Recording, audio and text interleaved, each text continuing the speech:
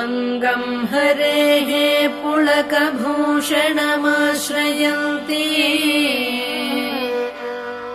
भृङ्गाङ्गनेव मुकुलाभरणं तमालम् अङ्गीकृताखिलविभूतिरपान्दलीला माङ्गल्यदास्तु मम मङ्गलदेवतायाः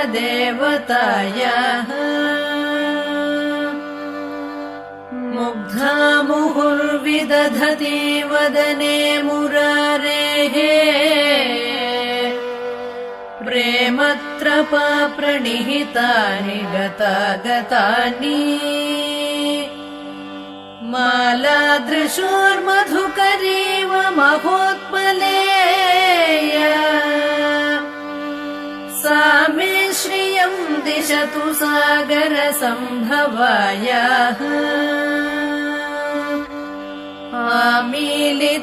आमीलिताक्षमधिगम्य मुदा मुकुन्दम् आनन्दकन्दमनिमेषमनङ्गतन्त्रम् आकेकरस्थितकनीनिकपक्ष्मनेत्रम् भूत्यै भवेन्मम भुजङ्गशयाङ्गनायाः बाह्वन्तरे मधुजितश्रुतकौस्तुभेया हारावलीव हरिनीलमये विभाति कामप्रदा भगवतोऽपि कटाक्षमाला कल्याणमावहतु मे कमलालयायाः। ओम गिरसस्य मुखे विष्णुकण्ठे रुद्रसमाश्रिताः मूले तत्रस्व ब्रह्मा मध्ये मातना स्मृताः गुक्षुबुधसागरा सर्वे सप्तत्वीर्वावसुन्दराः ऋग्वेदो यजुर्वेदो सामवेदो पुत्राः मन्ये सतगता सर्वे गिरसां भूसुसमाश्रिताः गंगे च जमुने चैव गोदावरी सरस्वती नर्मदा सिन्धु कावेरी जलेऽस्मिन् सन्निधिं சிறப்பாக கங்கை யமுனை சரஸ்வதி நர்மதா சிந்து காவேரி என்று சொல்லுகிற அந்த 7 நதிகளில் இருக்கிற நீரையும் மந்திரபூர்வமாக நாங்கள் இந்த சன்னிதானத்தில் இந்த புனிதமான வரலட்சுமி விடத்து செய்வதிலும் பிரம்மாதிதேவீரசேப்பியமானம் சித்திரஜுதந்தம் பிரணமாமி தேவம் ஓம் கிளாம் க்ளூம் வெங்கடபதஜே நமः வசுதலயுக்தே சௌமியதாதாரவத்மே தருணவருணகாத்திரம் வாரணாசிம் கணேசோபயவரதகஸ்தம் ஜாரவாசாம் சோச்சிதகரஜுகுணவரண்யம் சிந்தஜேத் விக்னராஜம் ஓம் கிளாம் க்ளூம் வெங்கடபதஜே நமः ஓம் விநாயக பெருமான் மீது அப்படியே சாத்தி ஓம் சித்தி விக்னேஸ்வர சுவாமியே நமः ஓம் அப்படியே உங்களுடைய உறவுகளிலையும் ஆணவங்களிலையும் அப்படி மடிச்சு விநாயக பெருமான் மீது காட்டிக்கொள்ள ஓம் வித்யாதேகாய நமः ஓம் நேத்ரேப்யோ நமः ஓம் ஸ்ரீ மகாகங்கணபதஜே நமः அதே மாதிரி சிறஜவு நல்லதால நம்ம கலசபாத்திரத்தில் இருக்கிற நீரில் 3 தடவை விநாயக பெருமான் பாதத்தில் பூவால தொட்டு என் பாதவலம்புவதற்கு ओम श्री महागणपतये नमः पादारं नियोगो भक्तिं सुरपजामि नमः ओम हेरंब गणपतये नमः ओम चिष्ट गणपतये नमः ओम नित्य गणपतये नमः ओम सुमुखाय नमः ओम एकदन्ताय नमः ओम कपिलाय नमः ओम गजकर्णिकाय नमः ओम लंबोदराय नमः ओम विकटाय नमः ओम विघ्नराजाय नमः ओम विनायकाय नमः ओम धूमकेतवे नमः ओम गणाध्यक्षाय नमः ओम बालचन्द्राय नमः ओम वक्रतुण्डाय नमः ओम गौरीवक्त्रवल्लभाम्बा समेत कल्पकविनायकपरङ्गडले नमो नमः ओम कल्याणगुणशालिन्ये नमः ओम गमनीदाय नमः ओम कमलाक्षे नमः ओम कल्पसग्ने नमः ओम करुणामृगसागराय नमः ओम कदम्बवनवासिन्ये नमः ललिता महात्रिपुरसुन्दरी महालक्ष्मी अम्बेश्वरये नमो नमः இவ்வளவும் மந்திரபூர்வமானது என்பதில் இனி எல்லா அடியவர்களுக்கு நாங்கள் விளங்கக்கூடிய மாதிரி எல்லாருக்குமா நாங்கள் எங்களுடைய யாம் அறிந்த மொழிகளினால நாங்கள் அர்ச்சனை செய்கிறோம். நீங்கள் அப்படியே போற்றி போற்றி என்று சொல்லுகின்ற பொழுது அவருடைய பாதத்தில் போட்டுக்கொள்ளும் எல்லாருக்கும் விளங்கக்கூடிய மாதிரி அவளுடைய ஒவ்வொரு அற்புதத்தையும் 108 வரிகளில் எவ்வளவு புனிதமாக இருக்கிறது என்று பாருங்கள். ஓம் அஷ்டலட்சுமியே. நீங்களும் நான் சொல்லியிருக்கல ஓம் ஐம் கிரீம் ஓம் ஐம் கிரீம் ஓம் ஐம் கிரீம் என்று அப்படியே சொல்லிக்கொள்ளும். ஓம் ஐம் கிரீம் ஸ்ரீம் அஷ்டலட்சுமி போற்றி. ஓம் அதிஷ்டலட்சுமி போற்றி. ஓம் அன்னலட்சுமி போற்றி. ஓம் அபயலட்சுமி போற்றி. ஓம் அலங்காரலட்சுமி போற்றி. ஓம் அஸ்வாரூடலட்சுமி போற்றி. ஓம் அஷ்டபுஜபாலட்சுமி போற்றி. ஓம் அஷ்டதசாபுஜலட்சுமி போற்றி. ஓம் அமிர்தலட்சுமி போற்றி. ஓம் அனந்தலட்சுமி போற்றி. ஓம் ஆதிலட்சுமி போற்றி. ஓம் ஆனந்தலட்சுமி போற்றி. ஓம் இஷ்டலட்சுமி போற்றி. ஓம் இந்திரலட்சுமி போற்றி. ஓம் ஐஸ்வர்யலட்சுமி போற்றி. ஓம் ஓங்காரலட்சுமி போற்றி. ஓம் ஓங்கார ரூபியே லட்சுமி போற்றி. ஓம் கஜலட்சுமி போற்றி. ஓம் கனகலட்சுமி போற்றி. ஓம் கற்பகலட்சுமி போற்றி. ஓம் கனகாபிஷேகலட்சுமி போற்றி. ஓம் கன்யாலட்சுமி போற்றி. ஓம் கிருபாலட்சுமி போற்றி. ஓம் கீர்த்திலட்சுமி போற்றி. ஓம் கோலட்சுமி போற்றி. ஓம் கோலாரலட்சுமி போற்றி. ஓம் சத்தியலட்சுமி போற்றி. ஓம் சர்வலட்சுமி போற்றி. ஓம் சம்பத்ஸ்வரூபி லட்சுமி போற்றி. ஓம் சந்தானலட்சுமி போற்றி. ஓம் சாந்தலட்சுமி போற்றி. ஓம் சாகாரோத்பவலட்சுமி போற்றி. ஓம் சிவானந்தலட்சுமி போற்றி. ஓம் சுபலட்சுமி போற்றி. ஓம் சுந்தரலட்சுமி போற்றி. ஓம் சுவர்ணலட்சுமி போற்றி. ஓம் சுஸ்மிதலட்சுமி போற்றி. ஓம் சுகாசனலட்சுமி போற்றி. ஓம் சௌபாக்கியலட்சுமி போற்றி. ஓம் சிதலட்சுமி போற்றி. ஓம் சௌந்தர்யலட்சுமி போற்றி. ஓம் ஸ்வர்கலட்சுமி போற்றி. ஓம் சைன்யலட்சுமி போற்றி. ஓம் ஜெயலட்சுமி போற்றி. ஓம் ஜெயலட்சுமி போற்றி. ஓம் ஜெகல்லாலட்சுமி போற்றி. ஓம் ஜோதிலட்சுமி போற்றி. ஓம் ஜேஷ்டாலட்சுமி போற்றி. ஓம் சத்புஜலட்சுமி போற்றி. ஓம் சோடசலட்சுமி போற்றி. ஓம் தனலட்சுமி போற்றி. ஓம் தனலட்சுமி போற்றி. ஓம் தயாலட்சுமி போற்றி. ஓம் தாண்டியலட்சுமி போற்றி. ஓம் திருகுடலட்சுமி போற்றி. ஓம் துவாரலட்சுமி போற்றி. ஓம் திரிபுஜ வீரலட்சுமி போற்றி. ஓம் திரிபுஜ வீரலட்சுமி போற்றி. ஓம் திவ்யலட்சுமி போற்றி. ஓம் தீபலட்சுமி போற்றி. ஓம் வீரலட்சுமி போற்றி. ஓம் தைரியலட்சுமி போற்றி. ஓம் துளசிலட்சுமி போற்றி. ஓம் துர்க்க நிவாரண லட்சுமி போற்றி. ஓம் நாகலட்சுமி போற்றி. ஓம் நித்யலட்சுமி போற்றி. ஓம் பாலலட்சுமி போற்றி. ஓம் பங்கஜலட்சுமி போற்றி. ஓம் பாக்கியலட்சுமி போற்றி. ஓம் பிரம்மலட்சுமி சோதரியே போற்றி. ஓம் பிரசன்னலட்சுமி போற்றி. ஓம் பிரகாசலட்சுமி போற்றி. ஓம் பில்வலட்சுமி போற்றி. ஓம் பூலட்சுமி போற்றி. ஓம் புவனலட்சுமி போற்றி. ஓம் பூஜ்யலட்சுமி போற்றி. ஓம் பூர்ணலட்சுமி போற்றி. ஓம் யோகலட்சுமி போற்றி. ஓம் மகாலட்சுமி போற்றி. ஓம் ஆயாலட்சுமி போற்றி. ஓம் மோசிமிகலட்சுமி போற்றி. ஓம் மோகனலட்சுமி போற்றி. ஓம் யஜ்யலட்சுமி போற்றி. ஓம் சந்திரலட்சுமி போற்றி. ஓம் யோகலட்சுமி போற்றி. ஓம் ஜௌவனலட்சுமி போற்றி. ஓம் ராஜலட்சுமி போற்றி. ஓம் ராஜ்யலட்சுமி போற்றி. ஓம் ரம்யலட்சுமி போற்றி. ஓம் ரூபலட்சுமி போற்றி. ஓம் ஸ்ரீலட்சுமி போற்றி. ஓம் லங்காதரலட்சுமி போற்றி. ஓம் ஐம் கிரீம் ஸ்ரீம் வரலட்சுமி போற்றி. ஓம் ஐம் கிரீம் ஸ்ரீம் வரதலட்சுமி போற்றி. ஓம் ஐம் கிரீம் ஸ்ரீம் விஷ்ணுலட்சுமி போற்றி. ஓம் ஐம் கிரீம் ஸ்ரீம் விஜயலட்சுமி போற்றி. ஓம் ஐம் கிரீம் ஸ்ரீம் விஸ்வலட்சுமி போற்றி. ஓம் ஐம் கிரீம் ஸ்ரீம் வித்யாலட்சுமி போற்றி. ஓம் ஐம் கிரீம் ஸ்ரீம் வீரலட்சுமி போற்றி. ஓம் ஐம் கிரீம் ஸ்ரீம் வீர்யாலட்சுமி போற்றி. ஓம் ஐம் கிரீம் ஸ்ரீ ஞானலட்சுமி போற்றி. ஓம் ஐம் கிரீம் ஸ்ரீம் கம்சவாகினி லட்சுமி போற்றி. ஓம் ஐம் கிரீம் ஸ்ரீம் கிரதலட்சுமி போற்றி. ஓம் ஐம் கிரீம் ஸ்ரீம் கிரண்யலட்சுமி போற்றி. ஓம் ஐம் கிரீம் ஸ்ரீம் ஸ்ரீலட்சுமி போற்றி. ஓம் ஐம் கிரீம் ஸ்ரீம் ஸ்ரீ ஜக்ரலட்சுமி போற்றி. ஓம் ஐம் கிரீம் ஸ்ரீம் சூக்லட்சுமி போற்றி. ஓம் ஐம் கிரீம் ஸ்ரீம் ருத்ராரணலட்சுமி போற்றி. ஓம் ஐம் கிரீம் ஸ்ரீ லலிதா மகாதிரிபுர சுந்தரி வரலட்சுமி அம்பேஸ்வரி போற்றி போற்றி. அப்படியே சிறிதளவு மலரை உன்னுடைய கரத்தில் எடுத்து கும்பிட்டு கொண்டு சில்லறை குப்பி நாணயம் வச்சிருந்தா சேர்த்து மலரோட சேர்த்து கையில் வச்சு கும்பிட்டு பண்ணுங்க. அப்படியே சேர்த்து தியானம் பண்ணி கும்பிட்டு கொள்ளுங்க. ஏனையவர்களும் அப்படியே பிரார்த்தனை பண்ணிக்கொள்ளும். ஓம்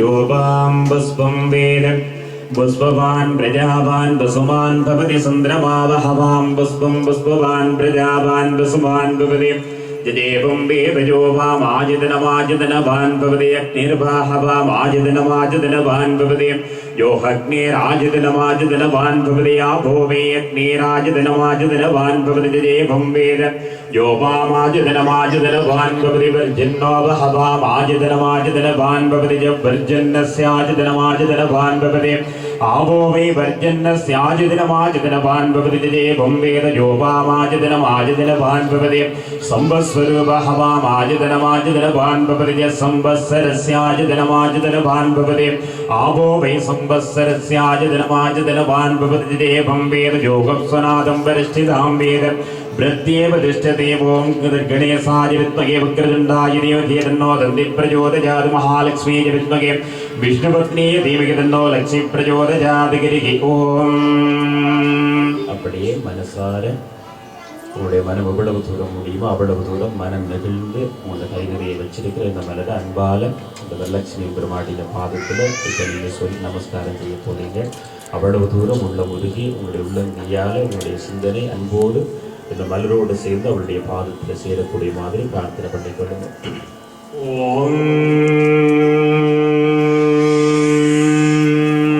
श्रीमत् सुरासुर मुनिवर सिद्ध विद्याधर दक्षरासुर गरुडकांधर किन्नर किंबर स्वभूत पिशाच सिद्ध जोगिनी डागिनी ब्रह्म राक्षस विनायका ओम भूर्लोक भुवर्लोक स्वर्लोक मगल्लोक जनलोक नभोलोक सत्यलोक नादिकी अदल विदल निदल सुदलाद्र महाद्र सप्तलोक वादाड़ लोक नादिकी सगल भुवन जगह सृष्टि निधि संगार दिलोक अनिग्रहकारणे समबुधाः ललिता महाद्र सुंदरी वरलक्ष्मी अंबिके सुरजे नमः. प्रातःकालाश्रेष्ठामास देवर्षं आश्रेष्ठामास शुक्रवारसाजिंगा ललिता महाद्रवसुंदरी दुर्गांबिका वरदेवींबिके स्वामिन् सन्निधौ तस्मिन् कालेन वरलक्ष्मींबिके स्वामिन् विजय पूजाहालेन मनसा भक्त्यानि ओम मदिमदिनजातकस्ताम विरविदमोदवाण सौभाग्यदामृणामदिशकरुणामभिनवकुलसुन्दरी वरलक्ष्मींबिके सुरजे नमः. मनसा भक्त्यानि वेदोर्कमन्दिर सुन्दराज पुष्पां सलिं समर्पयामि नमः. அப்படியே அன்பால போட்டுக்கொள்ளும்.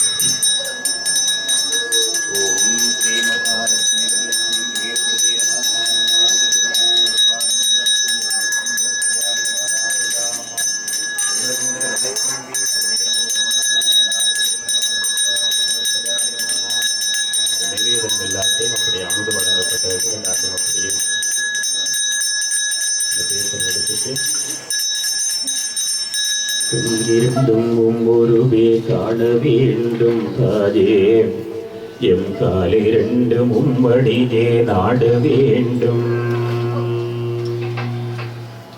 கண்ணிரண்டும் ஒவ்வொருவே காண வேண்டும் தாஜே காலிரண்டும் உம்மடியே நாட வேண்டும்.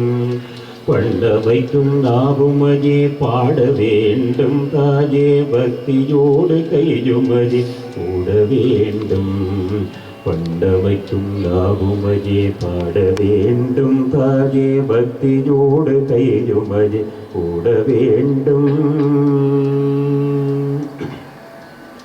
எண்ணம் எல்லாம் உன் நினைவே ஆக வேண்டும் தாஜே இருப்பதெல்லாம் உம்முடையது ஆக வேண்டும். எண்ணம் எல்லாம் உம்முடையே ஆக வேண்டும் இங்கே இருப்பதெல்லாம் உம்முடையது ஆக வேண்டும்.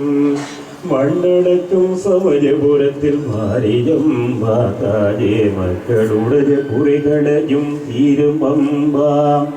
மண்ணடக்கும் சமயபுரத்தில் மாரியம் தாஜே மக்களுடைய குறைகளையும் தீரும் அம்பா. நெற்றியினுள் குங்குமமே நிறைய வேண்டும் தாஜே நெஞ்சிலேயும் நாமென்றும் வாழ வேண்டும். நெற்றியினுள் குங்குமமே நிறைய வேண்டும் தாஜே நெஞ்சிலேயும் நாமென்றும் வாழ வேண்டும். கற்றதெல்லாம் மேலும் பெருக வேண்டும் தாஜே கவிதையிலே நீ இருந்து ஆள வேண்டும். மற்றதெல்லாம் நாம் உமக்கு சொல்லலாமோ தாயே மடி மீது பிள்ளை எம்மை தள்ளலாமோ. மற்றதெல்லாம் நாம் உமக்கு சொல்லலாமோ தாயே மடி மீது பிள்ளை எம்மை தள்ளலாமோ. அன்புக்கே நாம் அடிமையாக வேண்டும் தாஜி, அறிவுக்கேயும் காது கேட்க வேண்டும், பண்புக்கே உயிர் வாழ ஆசை வேண்டும் தாஜி, பரிவுக்கே நாம் என்றும் பணிய வேண்டும், எம்பக்கும் இவையெல்லாம் இருக்க வேண்டும் அம்மா, இன்றைக்கும் நாம் உந்தன் பிள்ளை என்றோ, எம்பக்கும் இவையெல்லாம் இருக்க வேண்டும் அம்மா, என்றைக்கும் நாம் உந்தன் பிள்ளை என்றோம், எம்பக்கும் இவையெல்லாம் இருக்க வேண்டும் அம்மா, என்றைக்கும் நாம் உந்தன் பிள்ளை என்றோ. லலிதா மகாதிர சுந்தரி வரலட்சுமி அம்பிகேஸ்வரஜே நமஹ, மகாலட்சுமி அம்பிகேஸ்வரஜே நமஹ. ஓம் அருவாம் அறிவின் அக்கினி வடிவே, தெய்வ செயலில் தோன்றிய திருவே, ஆய்வுறு சூரியர் ஆயிர உதயமே, நாற்புயம் கொண்ட நாயகி என்பர், பற்றிடும் ஆசா பாசம் பரித்தோய், அருளுரு கோபத்து அங்குச ஒளியாய், உருவம் கருப்புவில் உள்ளத்தாய் போற்றி போற்றி. அப்படியே மனசார எல்லாருமா சேர்ந்து சொல்லிக் கொள்ளுங்க. பந்திரகீனம் கிரிஜாதீனம் பக்திஹீனம் ஸ்ரீஸ்வரியத்பூஜிதந்தமஜாதேவ பரிபூர்ணம் யதஸ்தமே. நாங்கள் செய்த பூசையில, மந்திரத்தில, பக்தியில, தந்திரத்தில ஏதாவது பிழைவிட்டிருந்தால் எல்லாவற்றையும் மன்னித்து, எனக்கு மட்டுமல்ல, இங்கிருப்பவர்களுக்கு மட்டுமல்ல, இப்பூமி பந்தில் வாழும் எல்லா ஜீவராசிகளுக்கு நல்ல வெளிச்சத்தையும் நல்ல பிரகாசத்தையும் இந்த சிறப்பான புண்ணிய நாளிலே தந்தருள உந்தன் பாதார விந்தங்களை தலை சாய்த்து பணிந்து வணங்குகிறோம். அப்படியே பாதத்தில் போட்டு மெல்லவா பார்த்து பஞ்சாங்க நமஸ்காரம் செய்யலாம் என்றால் செய்து கும்பிட்டுக் கொள்ளுங்க. அப்படி இல்லை என்றால், வசதி இல்லை என்றால் ஒரு மாதிரி கும்பிட்டு அப்படியே அமர்ந்திருங்க. வசதி இல்லை என்றால் இந்த நட்டகரியில் வந்து விழுந்துட்டு கூடவோ தத்துவமா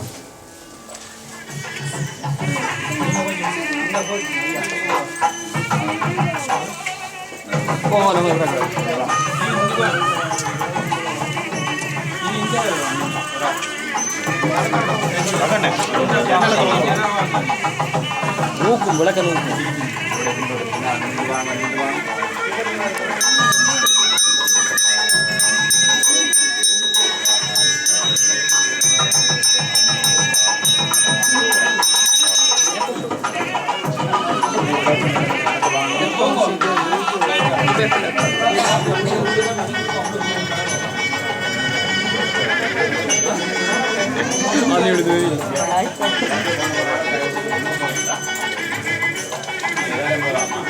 கொண்டு வர அஞ்சால வாங்க, 2 கரைக்கு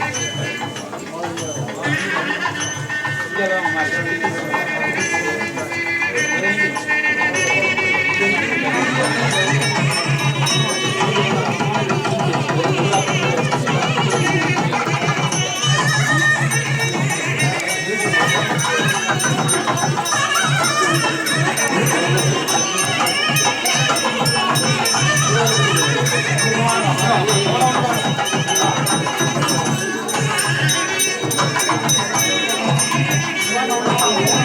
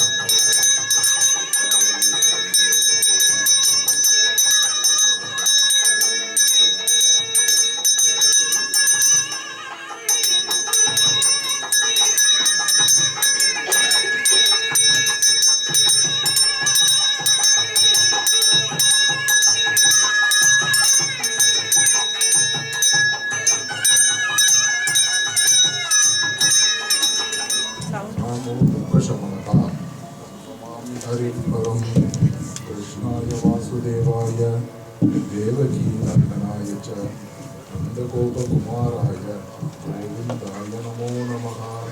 हरे राम राम राम हरे हरे हरे कृष्ण कृष्ण कृष्ण हरे हरे। நமசிவாய வாழ்க நாதன் தாழ் வாழ்க இமைபொழுதும் நெஞ்சத்தல் நீங்காதான் தாழ் வாழ்க।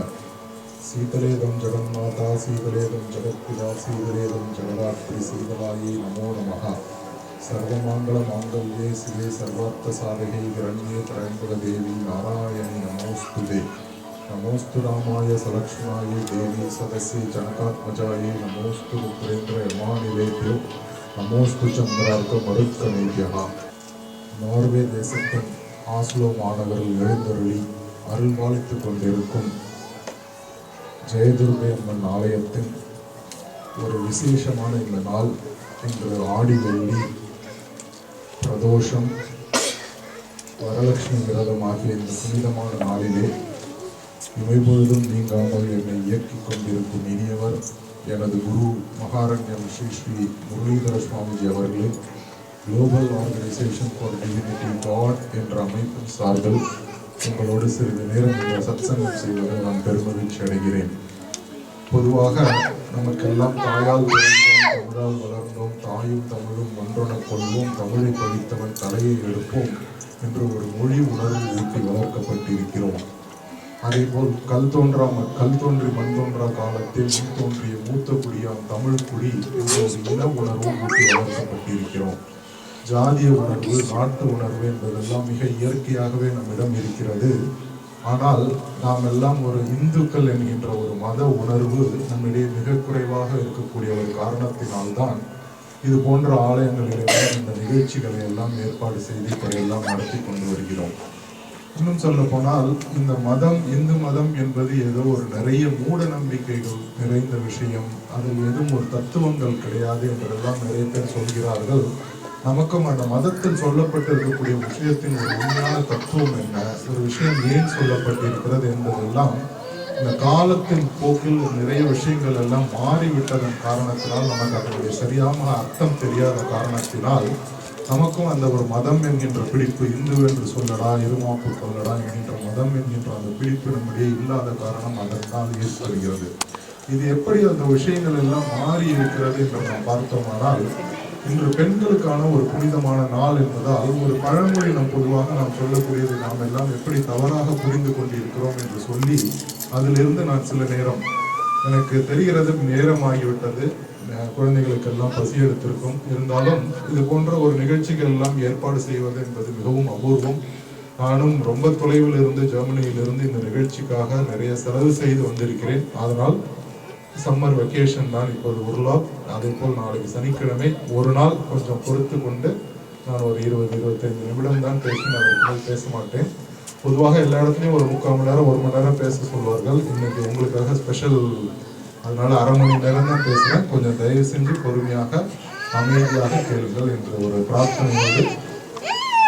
அப்படி என்ன பெண்கள் பற்றி சொன்ன விஷயம் நாம் மாறி எடுத்துக் கொண்டிருக்கிறோம் என்று பார்த்தோமானால் பெண் புத்தி என்ன சொல்லுவாங்க, பின்புத்தி, பெண் புத்தி பின்புத்தி என்பது நாம் என்ன நினைத்துக் கொண்டிருக்கிறோம் பொதுவாக என்றால் பெண்கள் எல்லாம் ஒரு அவசரப்பட்ட ஒரு விஷயத்தை முடிவு செய்துவிட்டு பிறகு அதை என்னுடைய ஒரு தவறான முடிவு எடுத்து விட்டோம் என்று பின்னால் வருத்தப்படுவார்கள் நாம் என்று நினைத்துக் கொண்டிருக்கிறோம்। ஆனால் பெண் புத்தி பின்புத்தி என்பதனுடைய உண்மையான அர்த்தம் என்னவென்று பார்த்தோமானால் நமக்கெல்லாம் தெரியும், சிவபெருமானுக்கு 3 கண் என்று நாம் சாஸ்திரத்தில் சொல்கிறோம், முக்கண்ணன் என்று சிவனை அழைக்கிறோம்। ஆனால் சாஸ்திரத்தின்படி அந்த 3வது கண் என்பது முதலில் பார்வதி தேவியிடம் தான் இருந்தது। அந்த 3வது கண்ணாகிய அந்த கண் பார்வதியிடம் இருந்தது। பிறகு அந்த பரமசிவனும் பார்வதியும் திருமணம் செய்து கொள்ளலாம் என்று முடிவு செய்த பிறகு தன்னுடைய அந்த 3வது கண்ணாகிய ஞானக்கண்ணை பார்வதி பரமசிவனிடம் கொடுத்து விடுகிறார்। பிறகு அந்த பரமசிவனின் பின்னால் சக்தியாக நின்று பராசக்தியாக அருள் பாலித்துக் கொண்டிருக்கிறார் என்பது நமக்கு தெரியும்। அந்த விஷயத்தை குறிக்கும் விதமாக தான் இன்று கூட நம் வீட்டில் எல்லாம் ஒரு திருமண சடங்கு நடக்கும் போது என்ன செய்வோம், அந்த மாப்பிள்ளையை வீட்டிற்கு அழைக்கும் போது பெண் ஒரு தேங்காயை மாப்பிள்ளையிடம் கொடுப்பார்। அந்த மாப்பிள்ளை அந்த தேங்காயை பெற்றுக்கொண்டு நெற்றியில ஒரு திலகம் இட்டு தன்னுடைய துணையாக ஏற்றுக்கொள்வார்। இது எதை குறிக்கிறது என்றால் அந்த தேங்காயில் என்ன இருக்கும் என்றால் அதை சுற்றி பார்த்தீர்களானால் கண் இருக்கும், தேங்காய்க்கு கண் ஒன்று என்று சொல்லுவோம் அல்லவா, அந்த கண் என்பதை குறிக்கும் விதமாக தான் தேங்காயை அந்த பெண் மாப்பிள்ளையிடம் கொடுத்து அந்த கண் இருந்த இடத்தில் ஒரு குங்குமம் பற்றிட்டு தன்னுடைய மனைவியாக ஏற்றுக்கொள்கிறார். ஆக இந்த ஞானம் என்று சொல்லக்கூடிய அந்த ஞானக்கண் என்பது, அந்த ஞானம் என்பதை தமிழில் நாம் எப்படி சொல்வோம்? புத்தி என்று சொல்வோம். அந்த புத்தி என்பது முன்னால் பெண்ணிடம் இருந்தது, பிறகு அந்த ஆணிடம் அந்த கண் சென்ற பிறகு, அந்த புத்தி சென்ற பிறகு அந்த பெண் ஆணிற்குள்ளால் சக்தியாக நின்றது என்பதுதான் பெண் புத்தி பின் புத்தி என்றாகது. ஆக இது ஒரு தவறான விஷயம் அல்ல. பெண்களை பற்றி நாம் தவறாக நினைத்துக் கொண்டிருக்கிறோம். அப்படி அல்ல. பெண் புத்தி என்பதற்குனால் ஒரு மிகப்பெரிய தத்துவமே, சிவ தத்துவமே இருக்கிறது. ஆக இந்த விஷயம் இதுக்குள்ள ஒரு வாட்டி நீங்க நல்லா கைத்தட்டலாம்னு நினைக்கிறாங்க பெண்கள் நிறைய பேர் இருக்கிறாங்க. இப்படி நிறைய விஷயங்களை நாம் தவறாக புரிந்து கொண்டிருக்கிறோம். அதே போல் நாம் தமிழில் சொல்வார்கள், காற்றுள்ள போதே தூற்றிக்கொள் என்று சொல்வார்கள். நாம் எல்லாம் என்ன நினைக்கிறோம்? ஏதோ விவசாயம் சம்பந்தப்பட்ட ஒரு விஷயம் என்று நினைத்துக் கொண்டிருக்கிறோம். ஆனால் காற்று என்பது இந்த உடம்பில் இருக்கக்கூடிய அந்த உயிர் என்ற விஷயம் இருக்கும் போது இறைவனை துதித்துக் கொள்ள வேண்டும் என்பதுதான் காற்றுள்ள போது இறைவனை தூற்றிக்கொள்ள என்பது துதித்துக்கொள் என்ற அர்த்தம். இப்படி நிறைய விஷயங்கள் காலப்போக்கில் மாறிவிட்டதனால்தான் நாம் இந்து மதத்தினுடைய பெருமை நமக்கு என்னவென்று சரியாக புரியாமல் நாம் எல்லாம் கொஞ்சம் அலட்சியமாக அந்த ஒரு மத உணர்வு ஏதோ கோயில்களுக்கு எல்லாம் சொல்கிறோம். இப்படி எல்லாம் நிறைய இருந்தாலும் அந்த ஒரு உணர்வு நம்மிடையே இல்லாத காரணம். அதனால்தான் இப்போ நான் என்ன செய்கிறேன், ஒரு முதல் பாதியில் உங்கள் அறிவை தொடக்கூடிய விஷயங்கள் 1-2 நான் சொல்கிறேன். அதற்கு பிறகு உங்களுக்கு மனதை தொடக்கூடிய ஒரு 2-3 விஷயங்களை சொல்லி நாம் அதோடு ஒரு பிரார்த்தனை செய்து இந்த நிகழ்ச்சியை நாம் பூர்த்தி செய்யலாம். இந்த முதலில் வரக்கூடிய இந்த அறிவை தொடக்கூடிய விஷயங்கள் என்று நாம் பார்த்தோமானால், நம்முடைய மதத்திலே நமக்கெல்லாம் தெரியும் அந்த விஷ்ணுனுடைய அவதாரங்கள் என்று தசாவதாரம் என்று 10 அவதாரங்களை சொல்லுவோம். அந்த 10 அவதாரங்களை நீங்கள் பார்த்து கொண்டே வாருங்கள். முதல் அவதாரம் என்பது மத்ஸ்ய அவதாரம் என்பது, மத்ஸ்யம் என்றால் மீன். அடுத்து வந்த அவதாரம் என்பது கூர்மம். கூர்மம் என்றால் ஒரு ஆமை. ஆமை. அந்த பிறகு வந்த அவதாரம் என்பது வராக அவதாரம். வராகம் என்றால் பன்றி. அடுத்து வந்தது நரசிம்ம அவதாரம். அடுத்து வந்த ஒரு அவதாரம் வாமன அவதாரம். அடுத்து வந்தது ஒரு விஸ்வாமித்ர அவதாரம். அடுத்து ஒரு ராம அவதாரம், பலராம அவதாரம், கிருஷ்ண அவதாரம், இனி வரக்கூடிய கலி அவதாரம் என்று சொல்லுகிறோம். இந்த அவதாரங்களை இப்போது நீங்கள் பார்த்து கொண்டே வந்தீர்களானால், முதல் அவதாரமான மீன் என்பது நீரில் மட்டும் வாழக்கூடிய ஒரு ஜந்து. அடுத்த அவதாரமான அந்த வராகம் கூர்மம் என்று சொல்லக்கூடிய ஆமை நிலத்திலும் வாழும் நீரிலும் வாழும். அடுத்து வந்த அவதாரம் வராகம் என்கின்ற பன்றி நிலத்தில் மட்டுமே வாழும். அடுத்து வந்த அவதாரமான நரசிம்ம அவதாரம், நரசிம்மருடைய உருவத்தை பார்த்தீர்களானால் பாதி மனிதம் பாதி மிருகம். அதே போல் அடுத்து அந்த வாமனம் என்பது குள்ளமான ஒரு உருவத்தோடு ஏற்பட்ட அவதாரம். அடுத்து ஏற்பட்ட பரசுராம அவதாரம். பரசுராமர் என்பவர் ஒரு சத்திரியனுக்கும் ஒரு பிராமணனுக்கும் பிறந்தவர். அடுத்து ராமன் சத்திரிய அவதாரம், சத்திரிய குலத்திலே பிறந்த ராமன். அடுத்து பலராம அவதாரம். அதே போல் கிருஷ்ண அவதாரம் என்று பூரண அவதாரம் என்று சொல்லக்கூடிய ராமர், கிருஷ்ணர், இனி வரக்கூடிய இதை பாருங்கள். முதலில் நீரில் வாழ்ந்த ஒரு ஜந்து, அடுத்து நீரிலும் நிலத்திலும் வாழ்ந்தது, அடுத்து நிலத்தில் மட்டும் வாழ்ந்த ஒரு மிருகம், அடுத்து ஒரு பாதி மனிதன் பாதி மிருகம், அடுத்து ஒரு குள்ளமான ஒரு மனிதன் வாமன அவதாரம், அடுத்து ஒரு சத்திரியர், அடுத்து ஒரு இப்படி இந்த விஷயங்கள் அப்படி பார்த்து கொண்டே வந்தோமானால் இந்த மனித குலத்தின் பரிணாம வளர்ச்சி என்பதுதான் இந்த 10 அவதாரங்களுடைய தத்துவம். இன்று நாம் டார்வின்ஸ் தியரி ஆஃப் இவல்யூஷன், மனித குலத்தின் பரிணாம வளர்ச்சி என்று நாம் அறிவியலில் சொல்லக்கூடிய அந்த விஷயம்தான் இந்த 10 அவதார தத்துவம். இப்படி நிறைய விஷயங்கள் நான் சொல்லிக் கொண்டே போகலாம். மருத்துவ விஷயங்கள் இருக்கிறது, அறிவியல் விஷயங்கள். இந்த நீர் பற்றி இந்த அதர்வண வேதத்தில் ஒரு மந்திரம் சொல்லியிருப்பார்கள், பிராணன் ஏக்கம் அந்நியத்வே என்று. பிராணன் என்றால் நமக்கெல்லாம் தெரியும் ஆக்சிஜன், ஏக்கம் என்றால் ஒன்று, அந்நிய என்றால் மற்றவை, துவே என்றால் 2. ஆக பிராணன் ஏக்கம் அந்நியத்வே என்பது இந்த பிராணன் என்பது ஒரு பங்கும் மற்றது 2 பங்கும் என்று நீரை பற்றி அதர்வண வேதத்தில் பல்லாயிரக்கணக்கான வருடங்களுக்கு முன்னால் சொல்லப்பட்ட அந்த மந்திரம். இது அறிவியலோடு என்று நாம் தொடர்பு கொடுத்து பார்த்தோமானால் H2O என்பது நீரினுடைய வேதியியல் தன்மை என்று நாம் சொல்கிறோம் அல்லவா? இதுதான் இந்த மந்திரத்தில் சொல்லப்பட்ட விஷயம். அதே போல் இந்த கோவிலில் எல்லாம் நாம் இந்த உருவ வழிபாடு எல்லாம் செய்கிறோம் அல்லவா? இந்த உருவங்களுக்கு எல்லாம் ஒரு தத்துவம் இருக்க வேண்டும். அது நமக்கு தெரியாதனால் நாம் அதை அலட்சியமாக படுத்தி விடக்கூடாது. இப்போ நாம் இந்த ஆலயத்தையே பார்த்து கொண்டு வாருங்கள். முதலில் விநாயகர் இருக்கிறார். அந்த விநாயகருடைய உருவத்தை பாருங்கள். விநாயகருக்கு எப்படி இருக்கிறார் என்றால் ஒரு பருத்த வயிறு விநாயகருக்கு, சிறிய கால்கள், 4 கரங்களோடு சேர்த்து தும்பிக்கையோடு சேர்த்து 5 கரங்கள், அவருக்கு ஒரு குழந்தை மனம். அவர் வியாசர் சொல்ல சொல்ல மகாபாரதத்தை எழுதினதால் மிகப்பெரிய அறிவாளி அவர். இப்படி எல்லா விஷயங்களையும் பார்த்தோமானால் இந்த 4 கரங்கள், ஒரு தும்பிக்கையோடு சேர்ந்த ஒரு யானை முகம், அந்த யானை கரத்தனை, 5 முகத்தனை யானை கரத்தனை என்று நாம் விநாயகரை சொல்வதால் அந்த 4 கரங்கள் என்பது தேவத்தன்மையை குறிக்கக்கூடியதால் விநாயகர் தேவனை குறிக்கிறார். இந்த பருத்த வயிறு சிறிய கால் என்பது ஒரு அசுரத்தன்மையை குறிக்கக்கூடிய விஷயம். இந்த தேவர்கள் அசுரர்களையும் குறிக்கிறார். அந்த ஒரு யானை முகம் மிருகத்தை குறிக்கிறது. ஒரு குழந்தை தன்மையான தெய்வம் அவர். அதே போல் மிகப்பெரிய அறிவாளி. இந்த உலகத்தில் இருக்கக்கூடிய அனைத்து விஷயங்களையும் தொடர்பு படுத்தி விநாயகரோடு நாம் சொல்லிவிட முடியும் என்பதால் தான் விநாயகரை நாம் எல்லாம் முழுமுதல் கடவுள் என்று சொல்கிறோம். அதே போல் முருகன் என்று பார்த்தோமானால் முருகனுடைய தத்துவம் எப்படி என்று பார்த்தோமானால் முருகனுடைய துணைகளாக முருகனுடைய சுற்றி இருக்கக்கூடிய விஷயங்களை எல்லாம் பார்த்தோமானால் ஒரு வள்ளி தெய்வானை என்பது முருகனுடைய துணையாக இருக்கிறாள். கையில் ஒரு வேல் வைத்திருக்கிறாள். பக்கத்தில் ஒரு சேவல் இருக்கிறது, ஒரு பாம்பு இருக்கிறது, மயில் இருக்கிறது. இதையெல்லாம் எப்படி அழகாக நம் மதத்தில் சொல்லி இருக்கிறார்கள் என்றால், இந்த 5 முகம் தோன்றும் அன்றல் 6 முகம் தோன்றும் வெஞ்சமதில் அஞ்சல் என வேல் தோன்றும் துள்ளி வருகிறது வேல் எங்கள் பகையே விலகில் என்று கேள் என்கின்ற அந்த வேல் இருக்கிறது அல்லவா, அந்த வேல் எப்படி இருக்கிறது? மேலே கூர்மையாக இருக்கிறது, நடுவில் விசாலமாக இருக்கிறது, ஆழமாக இருக்கிறது. இந்த உலகத்தில் நாம் செய்யக்கூடிய விஷயங்களாகிய அன்பாகட்டும், பக்தியாகட்டும், ஒரு பொருளாதார சம்பந்தப்பட்டமாக இருந்தாலும், படிப்பாக இருந்தாலும் கூர்மையாக, விசாலமாக, ஆழமாக செய்ய வேண்டும் என்பதையும், ஒரு வள்ளி என்பவள் ஒரு வேடுவ பெண், தெய்வானை என்பவள் ஒரு தெய்வ கன்னிகை. அந்த வள்ளி தெய்வானை என்பது ஒரு தெய்வ பெண்ணும் முருகனுடைய துணையாக இருக்கிறாள், ஒரு வேடுவ பெண்ணும் துணையாக இருக்கிறாள். இறைவனுடைய சன்னிதானத்தில் எந்த விதமான பாகுபாடும் கிடையாது, அனைவரும் சமம் என்பதை அந்த வள்ளி தெய்வானை தத்துவம். அதே போல் முருகனுடைய துணையான பார்த்தோமானால் அந்த ஒரு வாகனம் என்று சொல்லக்கூடிய மயில் இருக்கிறது. பொதுவாக மயிலினுடைய தன்மை என்னவென்றால், இந்த மேகம் கருத்து கொண்டிருக்கும் போது மழை வரும்போதுதான் மயில் தன் தோகையை விரித்து ஆடும். அது முருகன் பக்கத்தில் இருக்கக்கூடிய சேவல் என்பது காலையில் இந்த பொழுது வெடியும் போது சேவல் கூவிதான் இந்த பொழுது வெடிகிறது. ஆக அந்த வெளிச்சம் வருகிற போது சேவல் இருக்கிறது முருகன் பக்கத்தில், அந்த இருட்டு வரும்போது அதனோடு தொடர்புடைய அந்த மயில் இருக்கிறது. ஆக இந்த உலகம் என்பது எப்படி இயங்குகிறது என்றால், காலையில் சூரியன் தோன்றி மாலையில் சூரியன் மறையும் போது வெளிச்சம் இருட்டு. இந்த பிரபஞ்சத்தில் இந்த வெளிச்சத்திற்கும் இருட்டிற்குள் நடைபெறும் அனைத்து விஷயத்திற்கும் நான் தான் இந்த சக்தியாக, இதனுடைய சாட்சியாக இருக்கிறேன் என்பது அந்த முருகனுடைய தத்துவம். அதே போல் நாம் பரமசிவன் என்று பார்த்தோமானால் கூட, நம் பெண்கள் எல்லாம் ஒரு அழகு மலர் கூந்தலிலே ஒரு நல்ல நறுமணமான மலர்கள் வைத்துக் கொள்ள வேண்டும் என்று ஆசைப்படுவோம். நம் உடம்புகளில் எல்லாம் சந்தனம், ஜவ்வாது, சென்ட், இப்படி எல்லாம் பர்ஃப்யூம் போட வேண்டும் என்று ஆசைப்படுவோம். ஒரு பெரிய மாட மாளிகை கூட கோபுரங்களில் வாழ வேண்டும் என்று ஆசைப்படுவோம்.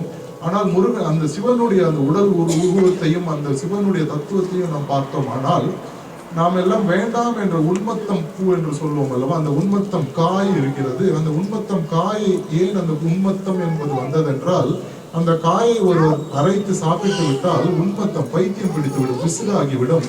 ஆக அந்த பித்தா பிறை சூடி என்றெல்லாம் நாம் சிவனை பாடி இருக்கிறோம் அல்லவா, அந்த உன்மத்தம் பூ, அந்த காடுகளில் வளரக்கூடிய அந்த எருக்கம் பூ, இவற்றை இதெல்லாம் தன் மீது அணிந்து கொண்டிருக்கிறார் சிவபெருமான்.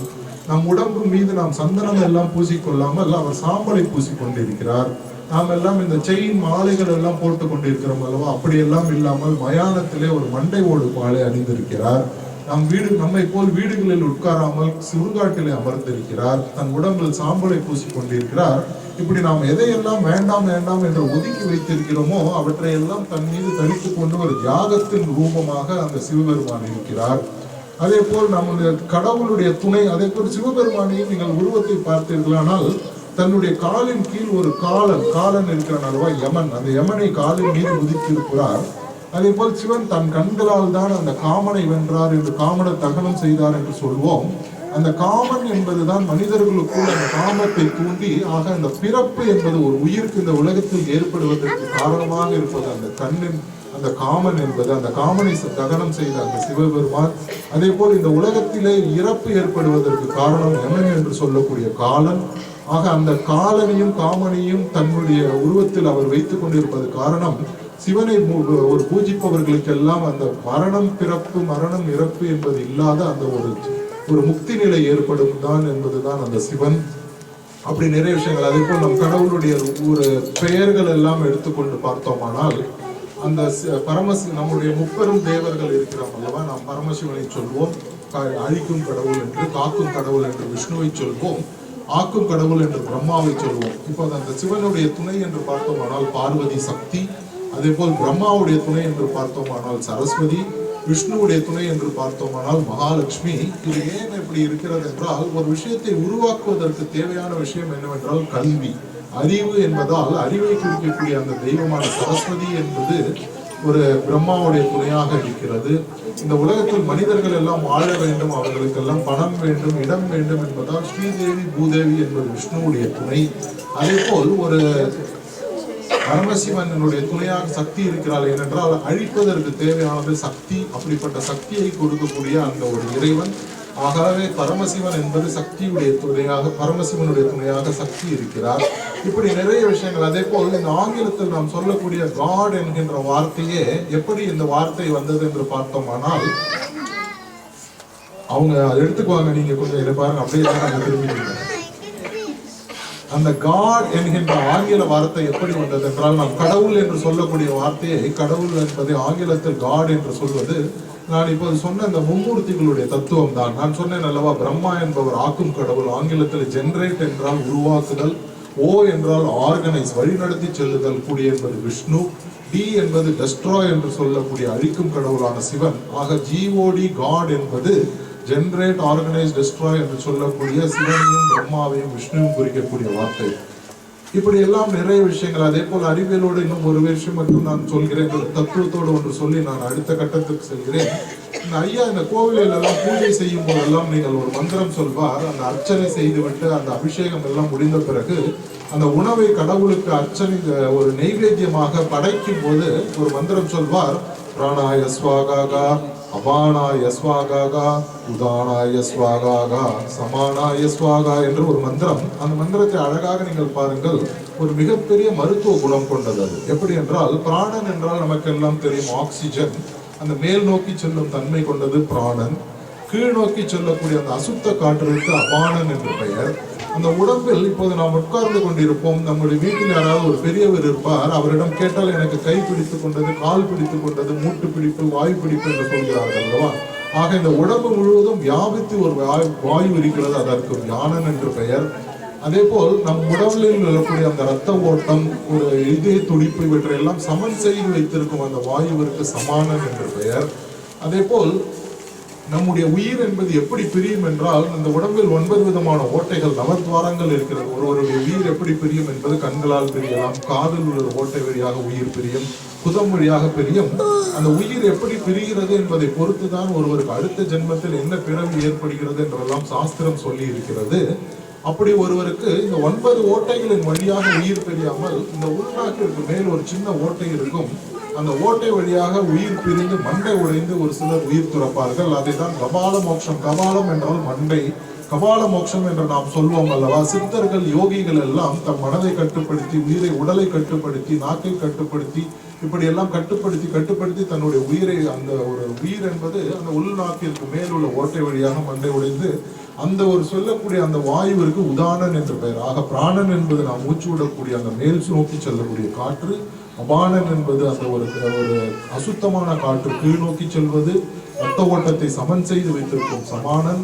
வியாபித்து இருக்கக்கூடிய வியானன். அந்த உயிர் பிரியக்கூடிய அந்த உதானன் என்பது. ஆக பிராணாய ஸ்வாகா, அபானாய ஸ்வாகா, உதானாய ஸ்வாகா என்று நாம் அந்த உணவை படைக்கும் போது சொல்கிறோம். அந்த உணவை நாம் உண்கிறோம். அந்த உணவை நாம் உண்பது என்பது இந்த உடம்பு எப்படி இயங்குகிறது என்கின்ற தத்துவம். அதே போல் இந்த ஒரு யோகி, இந்த நம் நவகிரகத்தில் பார்த்தோமானால் குரு பகவான் என்பவர் கைகளை இப்படி வைத்துக் கொண்டு உட்கார்ந்து இருப்பார். நம் யோகம் செய்பவர்கள் எல்லாம் பார்த்திருப்போம், கைகளை இப்படி வைத்துக் கொண்டு உட்கார்ந்து இருப்பார்கள். இதற்கு சின்முத்திரை என்று பெயர். இந்த சின்முத்திரை என்பது எப்படி, ஏன் இப்படி வைத்துக் கொள்ள வேண்டும், இதனுடைய தத்துவம் என்ன, நம் மதம் என்ன சொல்கிறது என்று பார்த்தோமானால், இந்த கைகளிலே 5 விரல்கள் இருக்கிறது. பொதுவாக பாருங்கள், இப்படி இருக்கும் இந்த கை. இந்த உலகத்தில் இப்போது பொருள் இருக்கிறது என்றால், என்னால் கீழே விழுந்த ஒரு பொருளை கட்டவரை இல்லாமல் என்னால் தூக்க முடியாது. மற்ற விரல் இல்லை என்றால் கூட நான் சமாளித்து தூக்கி விடலாம். ஆனால் இந்த கையில் ஒரு பொருளை தூக்க முடியாது. அப்படி இந்த பொருள் இந்த கைக்கு ஆதாரமாக இருப்பது இந்த கட்டை விரல் என்ற விஷயம். அப்ப இந்த உடம்பு, இந்த உலகத்திற்கு ஆதாரமாக இருப்பது கடவுள் என்ற விஷயம் என்பது போல் இந்த கைகளுக்கு ஆதாரமாக இருப்பது இந்த கடவுள் என்ற விஷயம். ஆக இந்த கட்டை விரல் என்பது கடவுளை குறிக்கக்கூடிய விஷயம்.